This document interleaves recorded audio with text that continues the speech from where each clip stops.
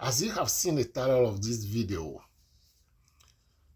who support the idea of women not working or women not contributing financially if they're working?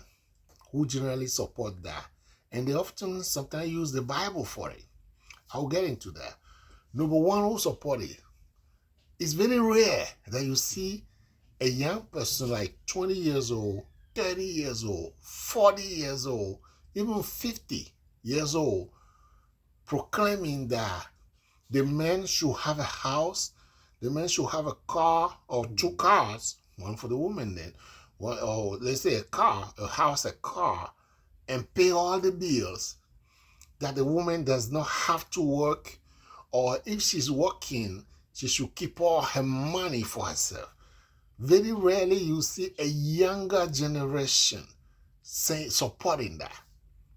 Okay, so generally it's people in the 60s or 70s. Rarely you can even see somebody in the 50s supporting that idea. Why?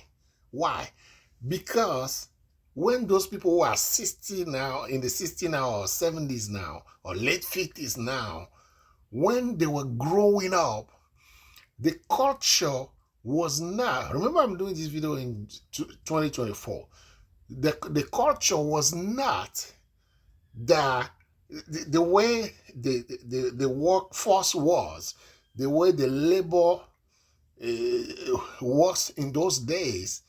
Women don't do a lot of work, or women were not going to school much to have some qualification to work. So mainly work was done by men. Please hear that. That's very important. And in those days, well, I'm talking mostly based on America, but this applied to some other places too. Those days, mostly they were factory workers. You work in a factory, you work in a shop, and generally it's the men who do that. So women, generally they just stay home, because remember, it's men who mostly went to work at that time. I'm not saying women don't go to school at that time, but mostly the work depends on men. Women stay at home, or they do little selling here and there in the store, or cooking here and there, but mostly the work was done by men. And it's typically a forceful work, either a factory work or a hard labor work, and it's mostly men. So those people are used to that principle where the man is working, the women are not working. And in that culture, everything is properly shared. Please hear me well. Everything is properly shared in the sense that the woman doesn't have any money, or if she's working, what she's bringing is not much for her to survive on her own most of the time. That's why you notice that our grandmothers would tell us that our grandfather used to cheat on her, but she don't go anywhere. She stay right there. She doesn't leave him. Why? Because grandma cannot leave. Grandma cannot rent a place and pay all the bill by herself. She cannot, because the way the system was set, the mothers or the women at that time, they don't make a lot of money to be able to walk away and go rent an apartment and all that for themselves. You hear that, don't you? So the work depends mostly on men, and I'm saying they share a mutual respect in the sense that the men work, bring the money, the woman cook and clean and take care of the children and all that, and the woman values the man as the one bringing money, because she knows she cannot bring money if the man doesn't bring it. And the man respect the woman, because after you do hard labor in the factory and here and there, or hard work all day long, you come home, you cannot cook and be cleaning and all that. So the woman take care of that. So they have a respectable couple where each of them have their roles.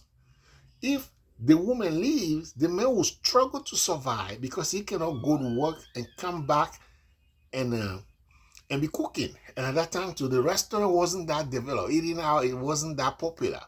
So he cannot go to work, come back. He's too tired to do that. You will hear sometimes people come back, immediately he come back, he eat, he sleep. He eat, shower, and sleep or whatever. Some people will say that my dad, when he come back, he's so tired, he just eat, he needed food. You see, that's when the culture came that before the men come home, the food have to be ready on the table. That's where the culture came from. Because the work is so tiring that when you come back, you're hungry, you have to eat, and then find a way to sleep and go back to the same hard labor tomorrow. So the couple is respected. The man respect the woman respect the man. Both of them respect what each other does. Each other does. Yeah, that's it. Each other does, or each other do, whichever it is. So they were like that. Okay. So why is it now that young people are not saying that anymore? Because in that old tradition time, there was not much of manufacturing product of clothes or expensive shoes and this and that to choose from at that time. It was still at its infancy. Infancy meaning the beginning. So there were not many fashion like this day where we want to dress like J-Lo, we want to dress like Angelina Jolie, we want to dress like this person and that model, and things are very expensive. Mostly they don't have many stores in those days. And also because the woman wasn't working, she wasn't, and also the international media wasn't developed. There was a TV, but not much like many TV. You can see anything going on in all the corners of the world is there at that time. Where the woman can see that, oh, this person is wearing this there, this is that wearing that there. All the local community, most people don't travel at that time that much anyway.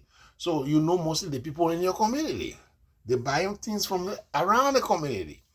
So it's not like you order for things online, come from this other state, from there where you are particular. So pretty much what you are wearing is from the local state where everybody's buying things. Some might be more expensive than the other, but it's generally not a big deal where you want something big. So your husband working, you know what he's making. He wasn't making a lot of money at that time. They don't usually pay them a lot of money at that time. So what he's making, he can only buy you what he can buy you. There was no credit card developed in that time where you spending money you do not have. So, you know, he's making this money. You pay the rent this money. You spend this, you spend that. The remaining, what he can buy you for clothes or shoes, that's what he can buy you. There's nothing like putting something on credit card where you are spending money you don't have. So you are satisfied within the budget of the family. Where whatever the man buy the woman takes it. Because remember, the woman is not working anyway. So if the man works to do this and do that, and what he can afford you, that's what he can afford you. They don't have credit card.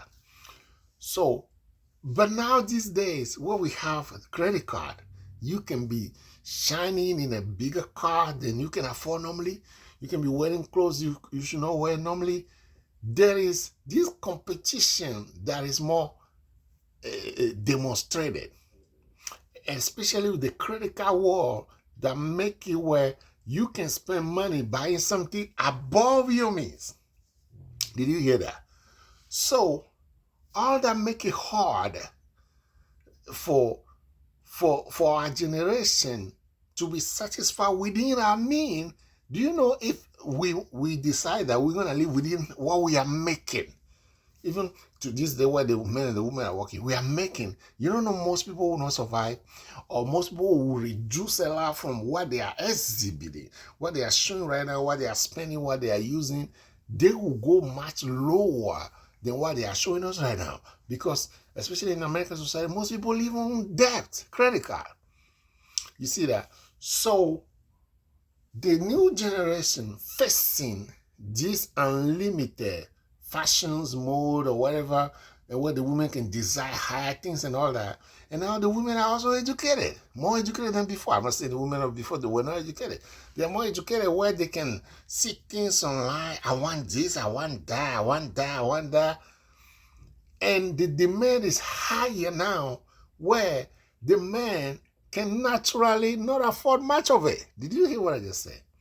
So our generation, or the younger generation, is not able to affirm that the man should pay all the bill, because he know the desire of the women of this day and the multiplicity of fashions and clothes and shoes that are out, and all the different hairstyle and everything, and he knows that his budget, 90% of people's budget cannot afford all that. You hear that? So that's why the younger generation, they're not supporting that the man should pay all the bill, because he'll crack if he has to do that. Or most of them will crack if they have to do that. Or it had to be such a struggle if they have to do that. You see what I mean? Compared to the older people where their needs were lower. Not the needs were lower, but the expectation of the men were lower, because they already see the water, they see the flower. That's an African expression. You see the water, you see the flower. You cannot pour a little water in a big water, a little flour in a big water. It will make a mess. You have to analyze the quantity of water and analyze the quantity of flour in order to make a good mix. That's what it means. So the younger generation are now crying that you should pay all the bill. You should pay all the bill. The woman should not pay anything. If she's working, she should not pay anything. Or she should even stay home and not work.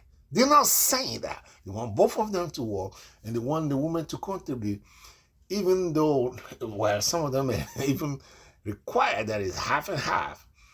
But I believe most of them, even though they don't require the woman to pay half, they require to pay a good percentage of it, maybe like 30% or something. I don't know. It depends. So the younger generation are not saying that, because the reality is different.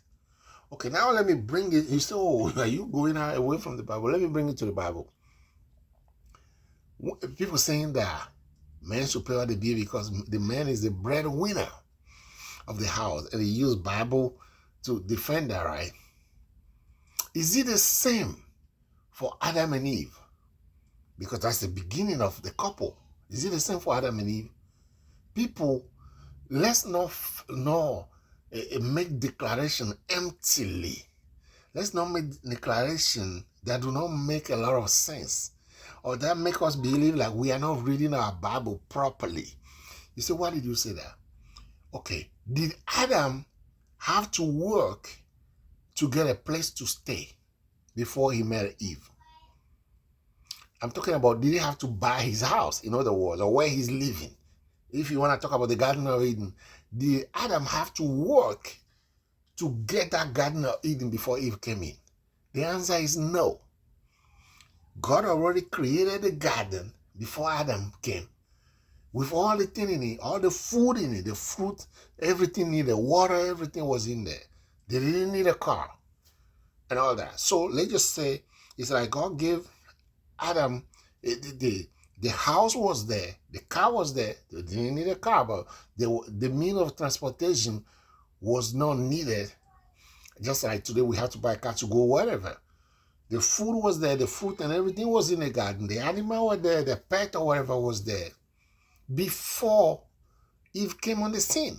But remember, Adam didn't work to buy a land, didn't work to buy a grain, to plant the fruit or to dig a well. Adam didn't do any of that.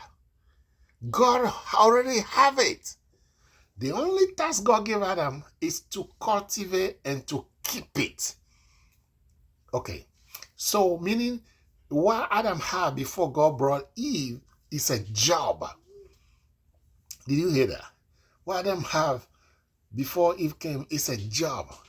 Okay, so did Adam have to go to school and get a qualification and look for jobs? They get rejected, apply for a job they didn't take him? No, he didn't have to do that. He got a job automatically. But these days, you can be qualified for a job. You are looking for a job. One position open, 40 of you apply. They're giving it to one of you. The 39 of you, how do you survive? So that's a different reality. Did you hear that? That's a different reality. So you can even have the degree, but just to get a job, like Adam get a job automatically, didn't have to wait for it. It's a problem in our generation. With all that, how can you wake up, or how can something knock you in your mind for you to compare Adam and Eve, that Adam have everything before Eve came on the scene? When Adam didn't work for each of them before Eve came. They were given to him before he came. Okay, by the way, you can say, oh, so somebody should give it to you. Who will give it to me? My parents? How many people their parents give them a house, a car, and everything they need before they get married? What is the percentage of people who can afford that? Let me bust your bubble right now. It's not many people who can do that. The percentage is very small. Less than 5% of people, their parents can give them all they need before, so all they have to do is just work. And the parent will even find them a job or they just work. Very small percent, maybe less than 5%. So the reality of Adam is different. So how are you going to tell me now in 2024 that I need to have a job, I need to have a car, I need to have all food guarantee, water guarantee, drink guarantee, everything guarantee, electricity and everything before I get a wife? How will I do that? And by the way, if I get a wife, I should be paying all the bills. She will never contribute. That's a different reality. People, are you hearing that? So the people who are screaming, oh yeah, the woman shouldn't pay any bill. It should be the man paying the bill. If she wash, she should keep all her money. How much that person is making himself? That person talking like that, is he doing that, number one? And if he's doing it, is he giving, is his wife asking for the things that the typical women of this day are asking? They want to wear jello shoes, they want to wear this other person, a robe, how do you call it, Mariah Carey dress, and this and that. They want to do all that, and he can afford it. How much is he making? And whatever he's making, is that the average that the average man is making in the country? Come on, people. You know, sometimes we're sitting just to put more burden on us than even the Bible wants us to put on ourselves. In the same Bible, what people want to say, the man is the breadwinner. In the same Bible, Proverbs 31, the Bible talk about the woman being a merchant. She go on ships to go buy merchandise. She have a business. She manage her business and all that. So the woman can have a business, be a big entrepreneur, or be a big business woman and all that, and just not contribute. When in our generation, sometimes the women even get jobs quicker than the men, especially if you're a man of color. So, I mean, how do we even get there? Have we analyzed things? Is it the same? My dad didn't give me one land, one small land where I can even build one room. Nobody gave me that. So you want to tell me I had to save money or work hard and get a land, get a house or whatever, and get everything I need before I get married? How old will I be when I get married? So people, that's unrealistic. That's unrealistic. Unrealistic is French. That's unrealistic to tell a man in these years that he has to pay all the bills, that the woman doesn't have to. She is his princess. He's his queen. He has to treat her well. She doesn't have to go and suffer and work for anybody. Or if she wants, she should keep all her money. How much that man will be making? Do you look at statistics of people working? Even those who are talking like that, just limit to the church members. What percentage of men in the church can do that, can realistically afford that? And a woman, what is her money doing anyway? So if she just gave her money for herself, she will never contribute to the man she supposedly loves. What is she doing with her money? If she really loves her man, and the man is even struggling to pay these things, so she just don't even feel at all about helping him a little bit? Or is it that these preachers don't know the reality of how hard it is to pay all the bills? Oh, people. You see, the thing is, whatever the Bible is directing us to do, we don't do it. Whatever the Bible didn't ask us to do, we don't do it. What is the sense of we shall become one? When the two are one, And you just fold your arm not doing it. The other one is killing himself to do it. When you see the woman, she know what, so she's just home. She'll cook all day long. Or if she's working, she's also making money. But I'll be the only one paying all the money, paying all the bills. What sense does that even make? Even herself, if she see that, no, this is not fair. I'm working, he's paying all the bill, and he doesn't make that much anyway. If the man make a whole lot of money, fine. He doesn't make a lot of money. She should feel bad that that's the man I love. I need to intervene to help him out for less stress. Having bills is a stress, people. Having bills it is a stress. My goodness. So who are saying that? What part of the Bible do they base it on? Adam and Eve? They say, yeah, Adam have everything. Adam didn't work for everything. Unless you can say, if you are a man, your parent can give you a house, your parent can give you a car or everything, then you should get everything from your parent before you work, because Adam didn't work for it. They were giving to him. Who is giving what to who in these days? Some parents are living in renting all their life. So because they cannot afford to even, most people live in renting all their life. Percentage of people who own their house before dying, it's not big. So you want to tell me, if my parents don't have even for themselves, how are they going to give me for me to have it before I marry my wife? So let's stop just complicating life for ourselves. And by the way, none of them can say that a verse of the Bible say the woman should never make any expense in the family's affairs, in the family's expenses. None of them can find a verse who say that. They will just thought some, okay, if I'm the breadwinner, I agree the Bible say breadwinner. If I'm the breadwinner, can you bring the water? Okay, in the Bible they talk about bread and fish. In Jesus' time, that's what they eat for dinner, or for at least what Jesus made miracle. They have bread and fish. So if the man is the breadwinner, can a woman be the fisher or fisher woman and go fish the fish? Or it will be the fish winner. The man is the breadwinner. Can a woman be the fish winner? Or if the man is the breadwinner, can a woman be the water winner or the water fetcher or whatever? Come on, people. So we just jump on one verse and say, for example, one verse. I didn't mean to bring this in, but I just want to throw this in so you can see how we distort verses.